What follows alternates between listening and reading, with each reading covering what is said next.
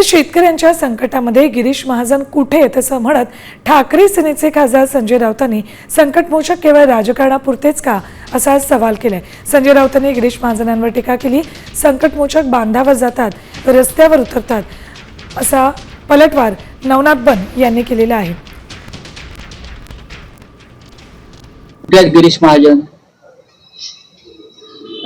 जे काय म्हणतात त्याला संकटमोचक काहीतरी म्हणतात त्याला, काय संकटमोचक? मग शेतकऱ्यावरच्या संकटालाही मोचक कुठे असतात?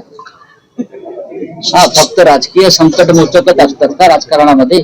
मंत्री म्हणून जनतेवर जेव्हा संकट येतात, शेतकऱ्यांवर संकट येतात, तेव्हा हे संकटमोचक काही जाणीवीने करताना दिसत नाहीत। फक्त आमदार पळवणं, नगरसेवक पळवणं, पक्ष फोडणं हे संकटमोचकाचं कर्तव्य आहे का?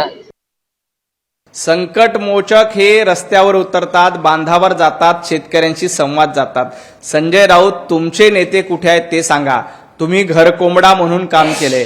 तुमचे उद्धवजी ठाकरे जळगावमध्ये येऊन नुकसानाची पाहणी करणार आहेत का? आदित्य ठाकरे मराठवाड्याच्या बांधावर जाऊन शेतकऱ्यांचं सांत्वन करणार आहेत का?